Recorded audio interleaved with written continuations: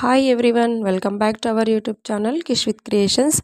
ఈరోజు వీడియోలో ఎన్నో పోషక విలువలు కలిగినటువంటి మల్టీగ్రెయిన్ దోశను పిండి నానబెట్టే పని లేకుండా అప్పటికప్పుడు ఉదయాన్నే ఈజీగా ఎలా చేసుకోవాలో చూద్దాం. అందుకోసం నేను ఇక్కడ 1 కప్పు రైస్ తీసుకున్నాను.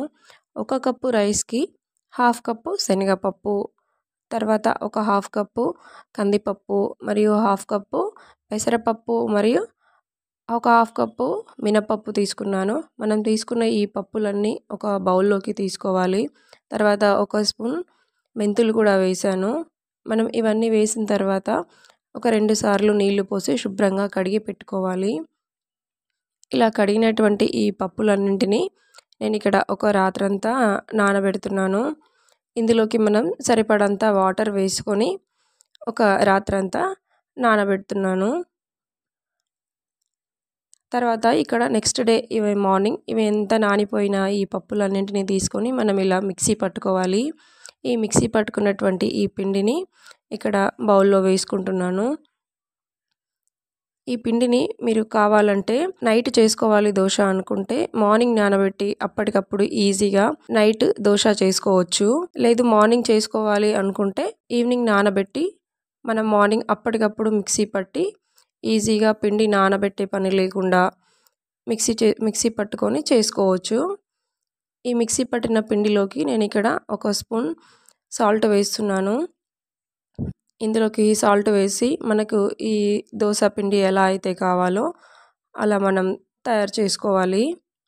ఈ వీడియోలో చూస్తున్నట్టుగా ఇలా కాస్త లూజ్గా ఉండాలి. ఇప్పుడు మనం ఒక ప్యాన్ పెట్టుకొని ప్యాన్ బాగా హీట్ అయిన తర్వాత ఇక్కడ ఈ దోశ వేస్తున్నాను చూడండి. మనం మామూలుగా వేసుకునే ఈ మినపప్పు దోశ లాగే చాలా ఈజీగా వస్తుంది. అంతేకాకుండా దానికంటే కూడా చాలా టేస్టీగా ఉంటుంది.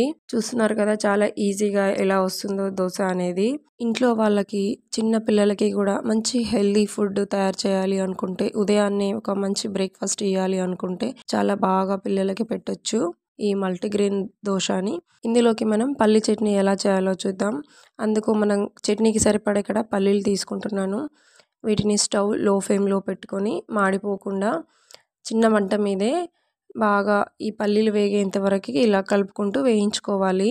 మనం ఈ పల్లీలు వేగిన తర్వాత ఇందులోకి సరిపడా మన కారంకి సరిపడా ఒక 6-7 పచ్చిమిర్చి కూడా నేను ఇందులోనే వేసి వేయించుకుంటున్నాను. ఈ పచ్చిమిర్చి కాస్త వేగిన తర్వాత మనం స్టవ్ ఆఫ్ చేసుకొని వీటిని బాగా పూర్తిగా చల్లారనివ్వాలి. ఇలా చల్లారిన తర్వాత మనం వీటిని మిక్సీలో వేసుకుందాము. ఈ మిక్సీలో వేసుకున్న తర్వాత ఈ చట్నీకి సరిపడా అందులోకి సాల్ట్, ఒక చిన్న అల్లం ముక్క, 1 స్పూన్ జీలకర్ర వేసి మనం వీటిని మెత్తగా మిక్స్ చేసుకుందాము. చూస్తున్నారు కదా ఇక్కడ చట్నీ తయారైంది.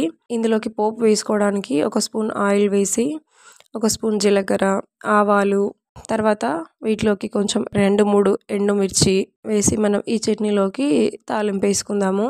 మనం ఈ వేసుకున్నటువంటి తాలింపుని తీసుకొని మనం మిక్సీ పట్టుకున్న ఈ చట్నీలో కలుపుకుంటే ఈ దోశలోకి ఎంతో ఈజీగా టేస్టీగా చేసుకునే పల్లి చట్నీ తయారైపోయినట్టేనండి. పిండి నానబెట్టే పని లేకుండా ఎంతో హెల్తీగా ఉండే మల్టీగ్రెయిన్ దోశ మరియు చట్నీ ఇలా ఈజీగా చేసేయచ్చండి. ఈ వీడియో మీకు నచ్చినట్లయితే లైక్ చేయండి, షేర్ చేయండి, సబ్స్క్రైబ్ చేయండి. Thanks for watching.